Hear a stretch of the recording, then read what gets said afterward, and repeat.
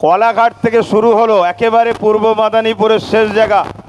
পূর্ব মাদারীপুরে আমার একটু জোর একটু বেশি, কেন এটা আমার দাদা হজরতে মোস্তফা মাদানী হুজুরের নামে এটা মাদারীপুর।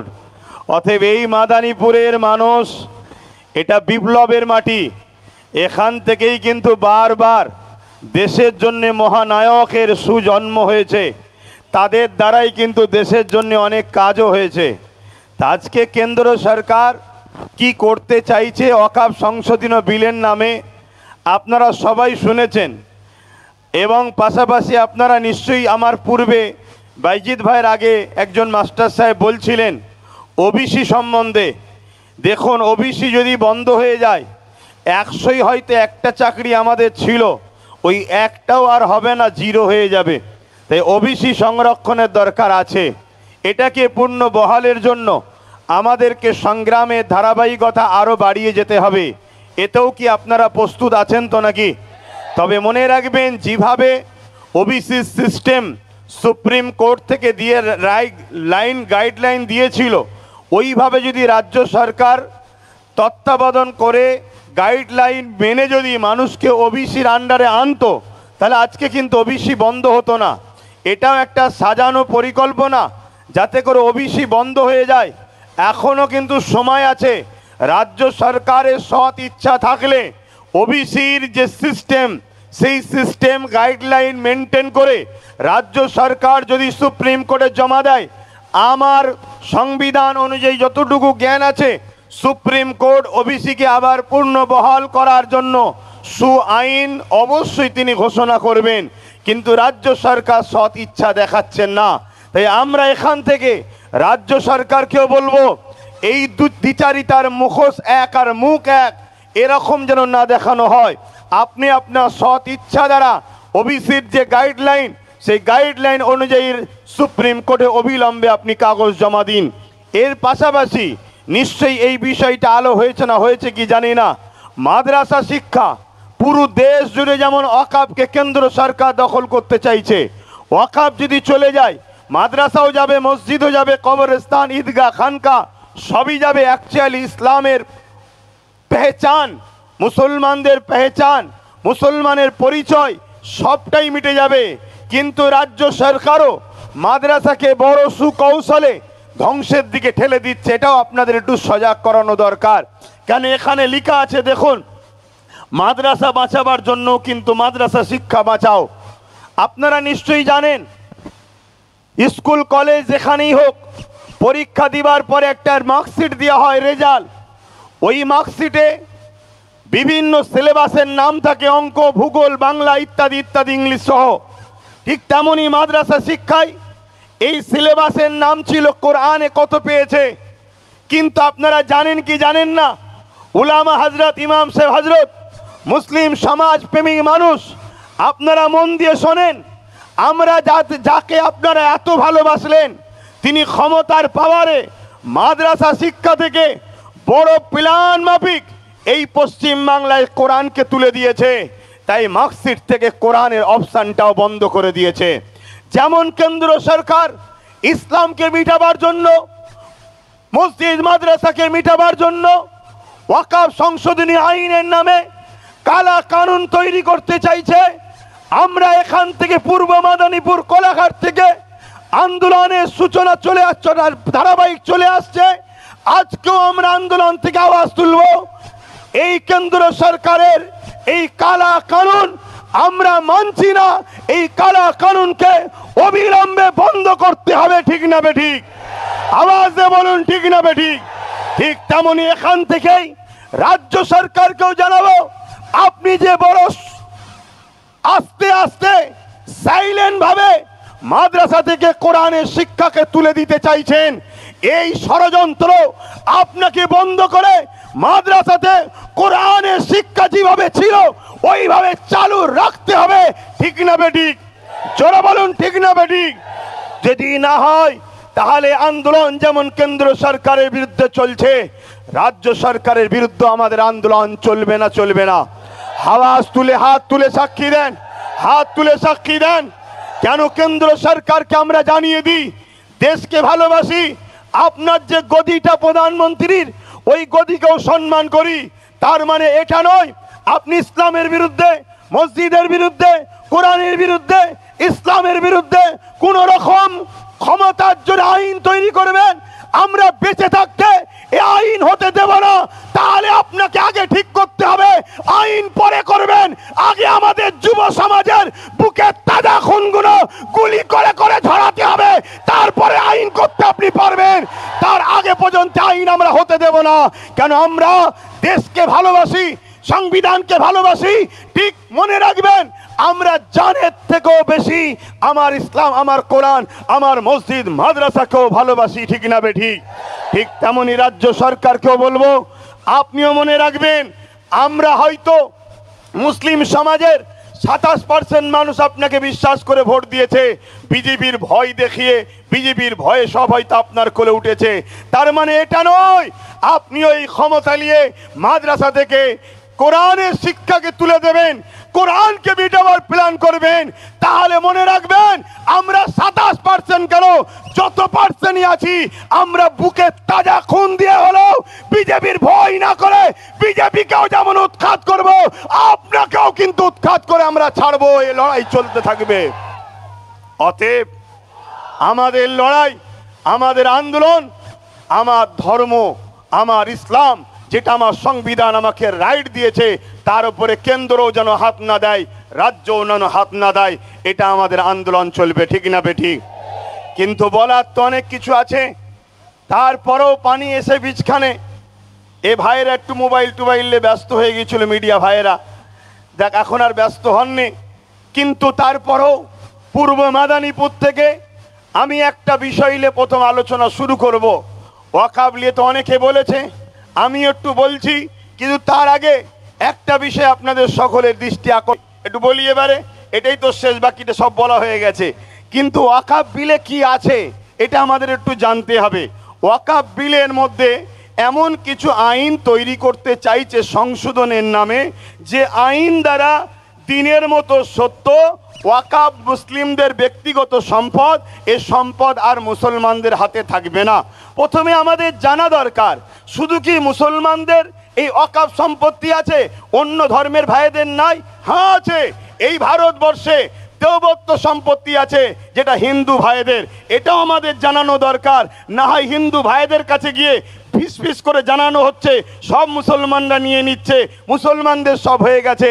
শুনুন আমার হিন্দু ভাইদের, দুটো মন্দিরের যা জায়গা আছে ভারতবর্ষ জুড়ে মুসলমানদের অত জায়গা নেই। সেই দেবত্ব সম্পত্তি দুটো মন্দিরে আছে। সেই সম্পত্তি তাদের পূর্বপুরুষরা তাদের ধর্মীয় ভালোবাসায় তারা দান করেছে, উৎসর্গ করেছে। তাদের বিশ্বাস, আস্থা, ভক্তি, ভালোবাসা তাদের কাছে, যেটাকে বলা হয় দেবত্ব সম্পত্তি। ঠিক তেমনই এই ভারতবর্ষে আদিবাসী ভাইদের জল জঙ্গলের সম্পদ রয়েছে।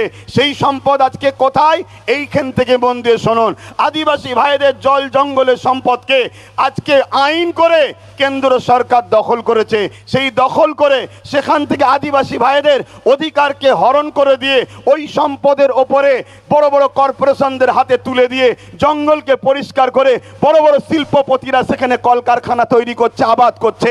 আজকে আদিবাসী ভাইদের থাকা দুষ্কর হয়েছে, তাদের ঘর বাড়ি বাঁচানো দুষ্কর হয়েছে, তাদের বাচ্চাদের জীবন জীবিকা, তাদের ধর্মীয় স্বাধীনতা সব কিছুর উপরে আজকে হস্তক্ষেপ হচ্ছে। ঠিক তেমনই এটা 2023 আইনটা করেছিল। আজকে 2024 ওয়াকাবকে নিতে চাইছে। কেন ওয়াকাবকে নিতে চাইছে? ওয়াকাব সংশোধনীয় বিলের নামে এই ওয়াকাবকে যদি তারা হরণ করতে না পারে, তাহলে এই রাষ্ট্রকে বিশেষ একটা ধর্মীয় রাষ্ট্র বলে ঘোষণা করতে পারছে না। কেন? এই ভারতবর্ষে একটা মসজিদ আছে কেরলে, 1400 বছর বয়স। এই ভারতবর্ষে মসজিদ আছে গুজরাটে, 1300 বছর বয়স। এই 1400, 1300, 1000 বছরের মসজিদ প্রমাণ দিচ্ছে ভারতবর্ষে মুসলমান নতুন নয়। হাজার হাজার বছরের মুসলমান এরা ভারতে রয়েছে। হাজার হাজার বছর ধরে এদের কবরস্থান আছে, হাজার হাজার বছরের ধরে এদের মাদ্রাসা আছে। এ থেকে প্রমাণ হচ্ছে যে স্বাধীনতার আগেও হাজার হাজার বছর ধরে এদেশে ভারতবর্ষে মুসলমান রয়েছে। অতএব যে দেশে হাজার হাজার বছর ধরে মুসলমান থাকে, সেই দেশটাকে বিশেষ একটা ধর্মীয় দেশ বলে ঘোষণা করতে তাদের অসুবিধে হচ্ছে। বুঝে আসছে? তারা আইন তৈরি করে এই ওয়াকাবকে কেন্দ্র সরকার দখল করবে। দখল করে 1400 বছরের মসজিদকে বিরান করে দিতে চাইছে, ভেঙে দিতে চাইছে। যেমন আজকে জল জঙ্গলি সম্পদ আদিবাসী ভাইদের হাত থেকে কেড়ে নিয়েছে, ঠিক তেমনি 1300 বছরের গুজরাটের মসজিদকে ভেঙে দিয়ে কর্পোরেশন প্রমোটিংদের হাতে তুলে দেবে, এক কথায় আদানি আম্বানির হাতে তুলে দেবে। আপনারা জানেন কি জানি না, বোম্বাই একটা বিশাল বাড়ি আছে, এমন করে রিলায়েন্স কোম্পানির যিনি মালিক তার বাড়ি রয়েছে, ওই বাড়িটা যে জায়গায় দাঁড়িয়ে আছে ওটা ওয়াকফ সম্পত্তি, এবং এতিমখানার জন্য ওই সম্পদকে মুসলমানরা দান করেছে। সেই জায়গা দখল করে আজকে তারা বিশাল বাড়ি তৈরি করেছে। তাদের ভয় হয় কোনো দিন যদি মুসলমান তার সম্পদকে নিয়ে নেয় তাহলে আমার বন্ধুর এই বাড়িটা চলে যাবে। তাই কেন্দ্র সরকার এই ওয়াকফকে অ্যাক্টের নামে, সংশোধনের নামে নিজের সম্পদকে হরণ করতে চাইছে। এখানে যদি মসজিদ চলে যায়, মাদ্রাসা চলে যায়, কোরআন কি বলে কবরস্থান চলে যায়, এক কথায় ওয়াকফকে যদি নিয়ে নেয়, ভারতের মুসলমান শোনো, পশ্চিম বাংলার মুসলমান শোনো, তোমরা পরিচয় দিতে পারবে না তোমরা ভারতীয় ছিলে, তোমরা পরিচয় দিতে পারবে না। তাহলে বলো, বাঁচতে গেলে এই ওয়াকফের বিরুদ্ধে আমাদেরকে লড়াই জারি রাখতে হবে না হবে না? তোরা বলুন, ওয়াকফের বিরুদ্ধে লড়াই করতে হবে না হবে না? তাতে যদি হাজারো প্রাণ বুলেটের গুলিতে, বোম বন্দুকের গুলিতে, কেন্দ্র জালিম সরকারের অত্যাচারে যদি আমাদের হাজার হাজার প্রাণ কুরবান হয়, মাতৃভূমি বাঁচাবার জন্য রক্ত দিয়েছি, ইসলামের অধিকার, ইসলামের সম্পদকে বাঁচাবার জন্য কারা রক্ত দিতে পারবেন? উঠে দাঁড়িয়ে যান। কারা রক্ত দিতে পারবেন? উঠে দাঁড়িয়ে যান। হাত তুলে বলুন রক্ত দিতে পারবেন। মসজিদ বাঁচাবার জন্য পারবেন। কোরআনের পক্ষে, দিন ইসলামের পক্ষে, নিজের অধিকারের জন্য সংবিধান আপনাকে রাইট দিয়েছে, এই অধিকারের জন্য রক্ত দিতে পারবেন। কথা দিচ্ছেন পারবেন তো নাকি? এই লড়াই আজকে শেষ হলে হবে না। ঝড় এসুক, পানি এসুক, তুফান এসুক, লাঠি চার্জ হোক, গুলি মারুক, বোম মারুক, আমাদের এই লড়াই রাজপথে চলতে থাকবে। হাত তুলে বলুন, হাত তুলে বলুন। আজকে বড় দুঃখের সাথে বলতে হয়, ওয়াকফ আন্দোলন পুরো দেশ জুড়ে চলছে, সব আন্দোলনকে আমি সমর্থন করি, কিন্তু আজকে আমার রাজ্যেতেও কলকাতায় বিশাল বিশাল মিটিং হচ্ছে ওয়াকফ নিয়ে। আগামী দিন ফুরফুরা আহলে সুন্নাত ওয়াল জামাত 20 থেকে 30 লক্ষ লোকের সমাগম কলকাতার রাজপথে করতে চাইছে। আপনারা ওই 20-30 লক্ষের মধ্যে আপনারা কেউ সামিল হতে ইচ্ছুক আছেন? হাত তুলে বলুন আছেন। কিন্তু এই লড়াই আমাদের বড় ভয়ানক হবে, ওই লড়াই কিন্তু বিশাল হবে। প্রয়োজন হলে আমরা মাসকে মাস কলিকাতাতে রয়েও যেতে পারি। রাজি আছেন? বলুন, নিজের বাচ্চাদের ভবিষ্যতের জন্য থাকতে ইচ্ছুক আছেন? হাত নামান। আন্দোলন তো এইভাবে হয়।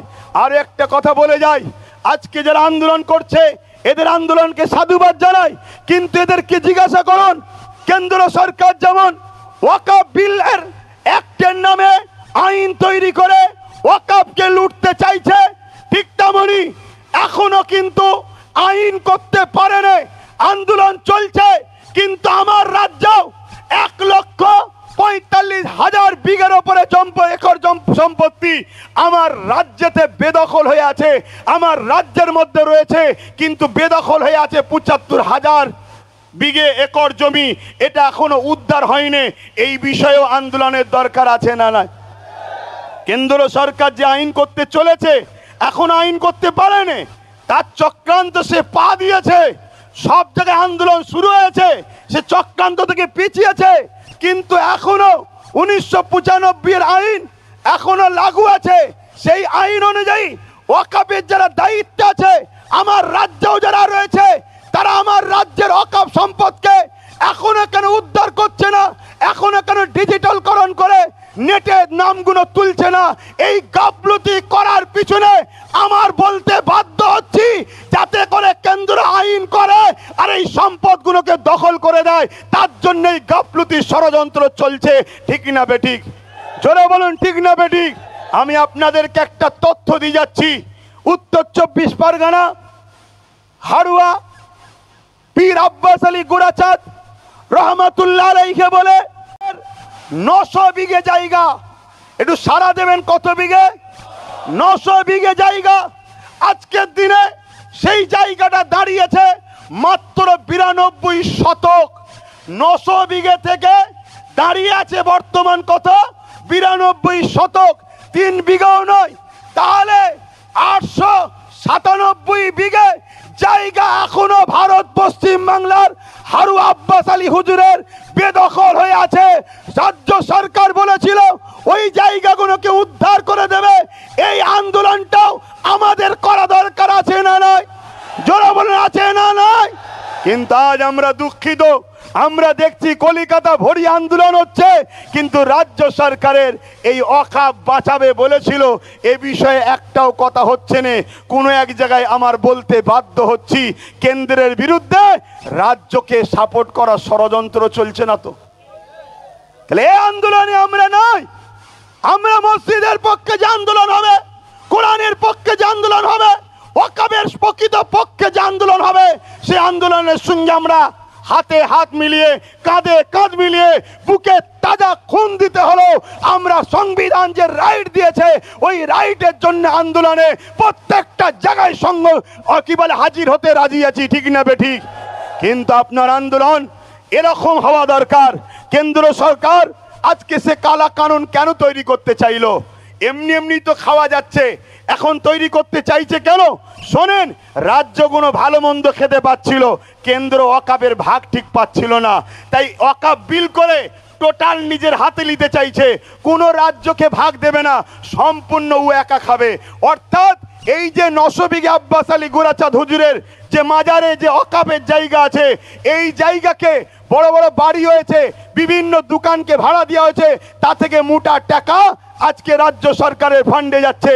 কেন্দ্র সরকার বলছে না, তুই পাবিনি, 900 বিঘেটাই আমি দখল করে আদানি আম্বানিকে দেবো, ওখানে যারা আছে সব ভেঙে গুড়িয়ে দেবো। এই হচ্ছে লড়াই। এদের লড়াই মূলত উভয়ের আমাদের সম্পদকে ভাগ বাটরা করে খাবে।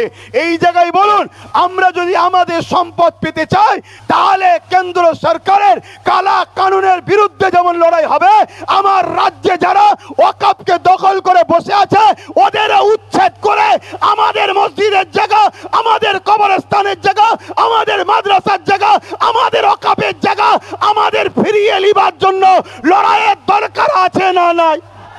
আছে না নাই? তবেই তো লড়াইটা পারফেক্ট হবে। আমার কথা আপনারা বুঝতে পারছেন না পারেননি? কলকাতায় এমন এমন ভিআইপি জায়গা আছে যে জায়গাগুলোর দাম 1 শতক জায়গার দাম 5 কোটি 10 কোটি টাকা। কলকাতার বুকে প্রায় 50,000 বিঘে কম বেশি জায়গা শুধু কলকাতার বুকের আশপাশে আমাদের জায়গা রয়েছে, যে জায়গার অর্থ কত হতে পারে বুঝতে পারছেন? তাহলে সেগুলোরও উদ্ধারের দরকার আছে না নাই? যেমন কেন্দ্র সরকার জুলুম করছে, তার কালা কানুনকে আমরা মানছি না। এ মানবেন নাকি? জোরে বলেন, মানবেন? শুভেন্দু অধিকারের মতো মানুষ যদি মনে করে যেদেরকে প্রশাসন দিয়ে ঠান্ডা করে দেবো, শুভেন্দু অধিকারী বাবুকে বলে যায় তোমার প্রশাসন কম পড়ে যাবে, সংবিধান বুকে রেখে সংবিধানকে বুকে নিয়েই মরবো আমরা, কিন্তু তোমার প্রশাসনকে কমিয়ে দেবো আমরা। তোমার প্রশাসন কম পড়ে যাবে, আমাদের পাবলিক এত নেবে যাবে।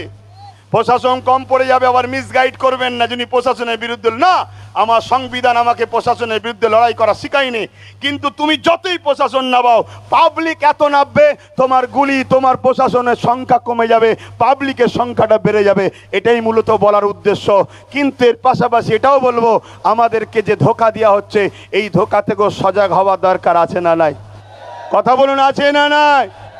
বন্ধুগণ শোনেন, ওয়াকাফ বিলের মধ্যে মারাত্মক মারাত্মক আইন তৈরি করছে।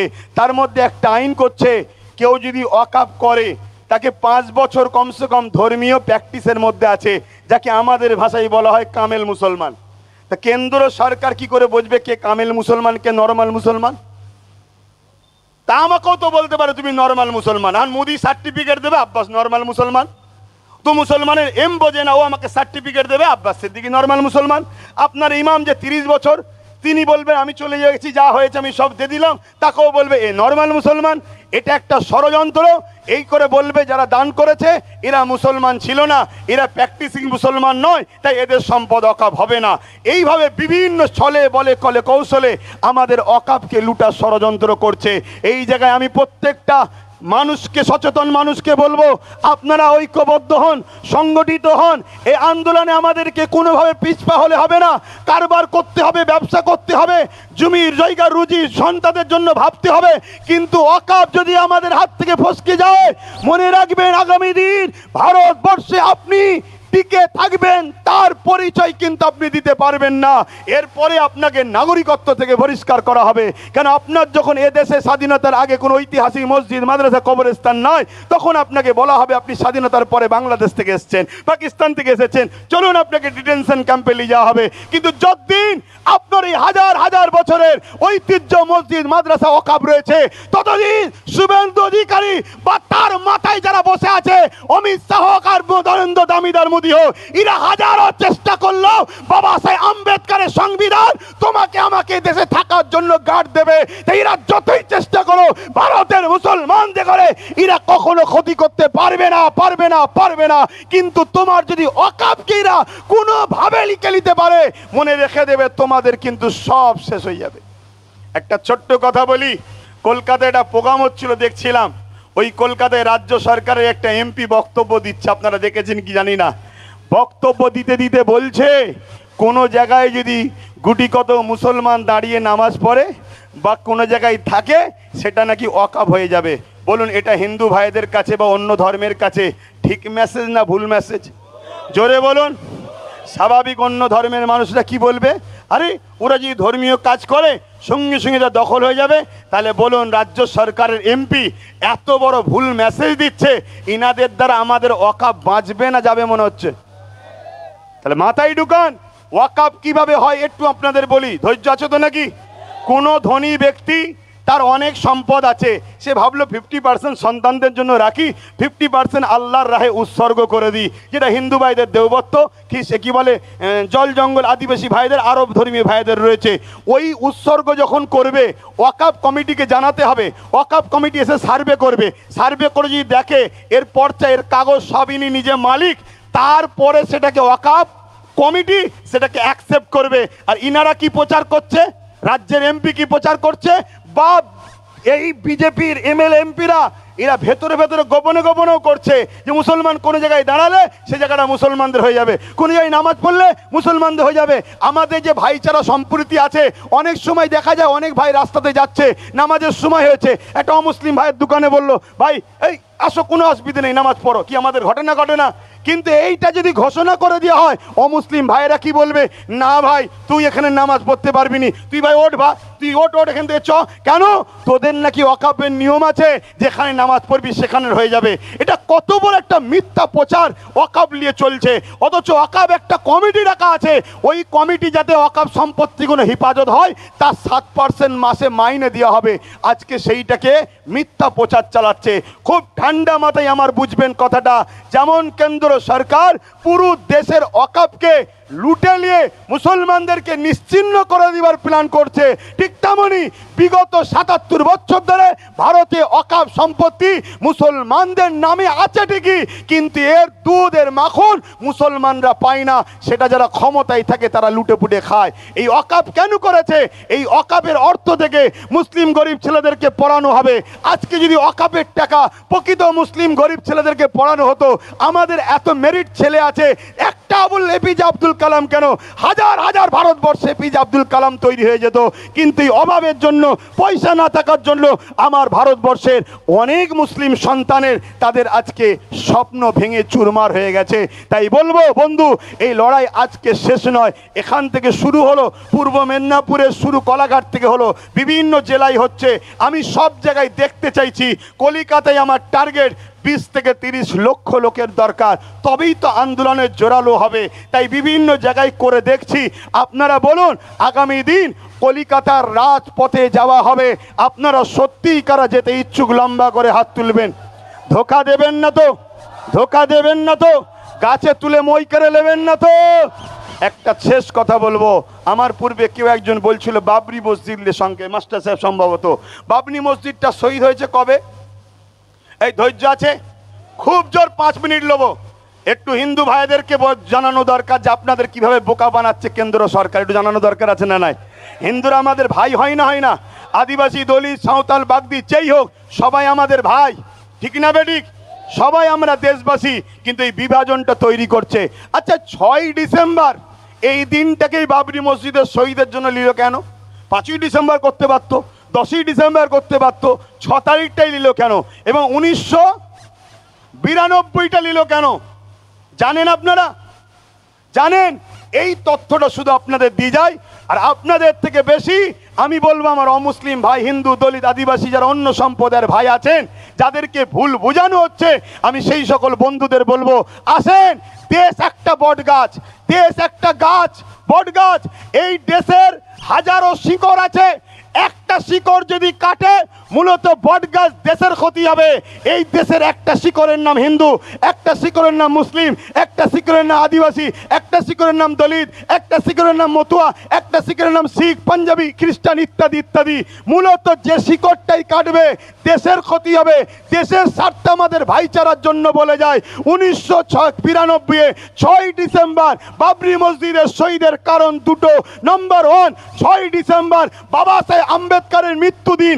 এই দিনটাকে প্রত্যেকটা ভারতীয়, মুসলিম, হিন্দু, দলিত, আদিবাসী, ধনী, গরিব সবাই ভারতীয় বাবা সাহেব আম্বেদকরের জন্য স্মরণ করত।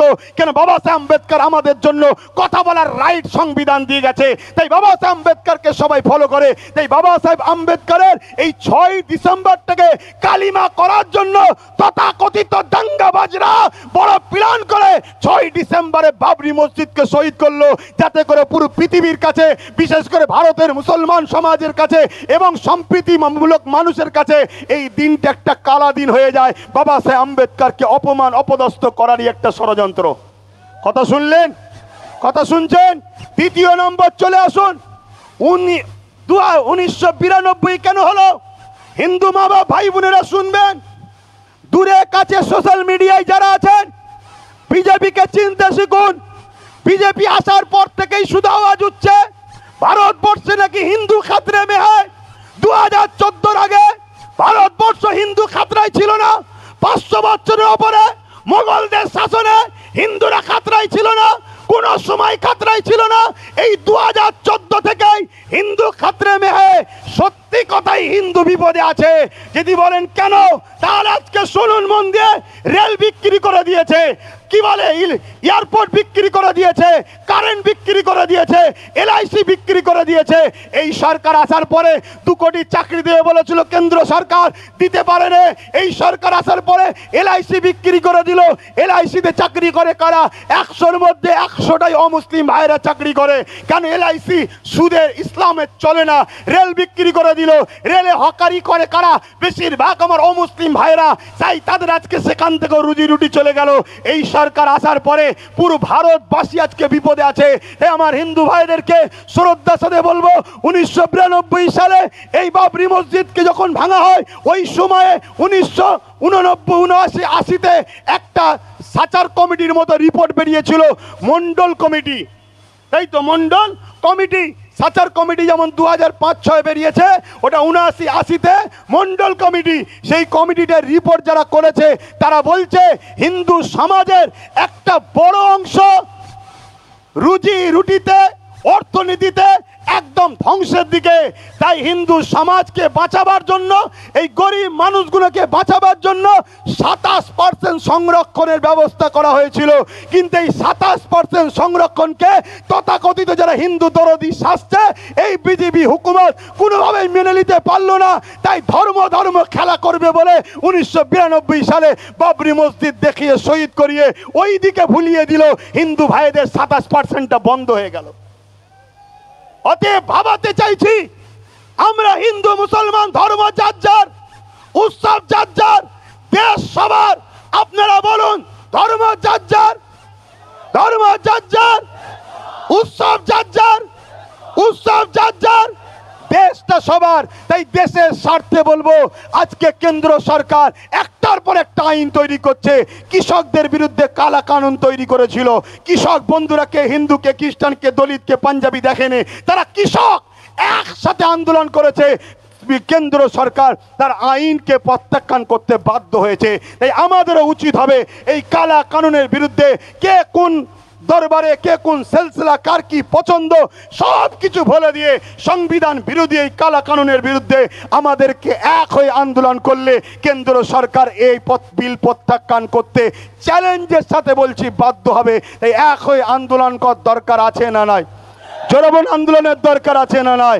কিন্তু তাদের সঙ্গে আন্দোলন নয় যারা এখনো আমার রাজ্যে ওয়াকাফকে লুটে রেখেছে। কি বলুন, ঠিক তো নাকি? তাই আমার বক্তব্য সংক্ষেপ করছি। তার আগে আরও একবার বলি, দীঘা ছিল ধর্মস্থান নয়, দীঘা ছিল পিকনিক স্পট, টুরিস্ট এলাকা। সেই জায়গাটাকে বড় প্ল্যানে রাজ্য সরকার ধর্মস্থান বানিয়েছে। তাদের বিশ্বাস, তাদের ভালোবাসাকে আমি ছোট করছি নি, কিন্তু আমরাও অনেকে যাই না। তাই কত কোটি টাকা দিয়ে মসজিদের দাবি রইল, জোরে বলুন। কেন, উনি তো এমনিই বলেছে আমি মুসলিম দরদি একটু বেশি, তাই তো হিজাব পরে ঈদগায় যায়, আমাদের এই দাবি রইল। এই বলে আমি আমার সংক্ষিপ্ত বক্তব্য এখানে শেষ করছি। কিন্তু আবার যাবার আগে একটা উচ্চ আওয়াজ দিয়ে, স্লোগান দিয়ে আমরা আস্তে আস্তে যাব।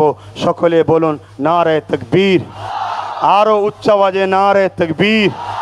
কোরআন ও সুন্নাহ, কোরআন ও সুন্নাহ। সংবিধান বাঁচাও, সকলে বলুন বাঁচাও, সংবিধান বাঁচাও। ভারতবর্ষ, ভারতবর্ষ ওয়াকাবের বিরুদ্ধে কালা কানুন মানছি না, মানব না। ওয়াকাবের বিরুদ্ধে কালা কানুন মানছি না, মানব না। অবিলম্বে কেন্দ্র সরকার আপনার ওই কালা কানুনে বিল প্রত্যাখ্যান করতে হবে। অবিলম্বে কেন্দ্র সরকার সংবিধান বিরোধী কালা কানুন প্রত্যাখ্যান করতে হবে। রাজ্য সরকার আপনার আন্ডারে যত ওয়াকাফ সম্পত্তি আছে পুনরুদ্ধার করে দিতে হবে। যখনই বলা হচ্ছে তখন বলছে বোলডুজার চালাতে পারবো না, ঘর যখন হয়ে গেছে। কিন্তু আপনারা শোনেন, এই রাজ্যে সরকার বোলডুজার চালিয়েছে না চালায়নি? কাদেরকে উচ্ছেদ করেছে? হকারদের। তা হকারদের যদি উচ্ছেদ করতে পারেন বোলডুজার চালিয়ে, আমাদের সম্পদ দখল যারা করে রেখেছে আমাদের ফিরিয়ে দিবার জন্য বোলডুজার চালাতে হবে। অতএব এই বিভাজন থেকে দূরে থাকবেন, নিজের অধিকারের জন্য নিজেরা লড়াই করুন। আস্তে আস্তে ফিরে যাবেন যখন ঘোষণা দেওয়া হবে। সুস্থ থাকবেন, ভালো থাকবেন। মনে রাখবেন এ লড়াই কিন্তু আজকে শেষ নয়। আমি সর্ব জায়গায় জাগাচ্ছি, তারপরে কলিকাতার রাজপথ, ওখান থেকে পুরো দেশ, সব জায়গায় আন্দোলন হচ্ছে। সবাই মিলে আমরা দিল্লি যাব। যেদিন দিল্লি যাব সেদিন শুধু ওয়াকাফ বাঁচানো হবে না, সংবিধান বিরোধী সরকারকে উৎখাত করেই তারপর আমরা ফিরবো। বলুন ইনশাআল্লাহ। আরো চিৎকার দিয়ে বলুন ঠিক না বেঠে। আসসালামু আলাইকুম ওয়া রাহমাতুল্লাহ।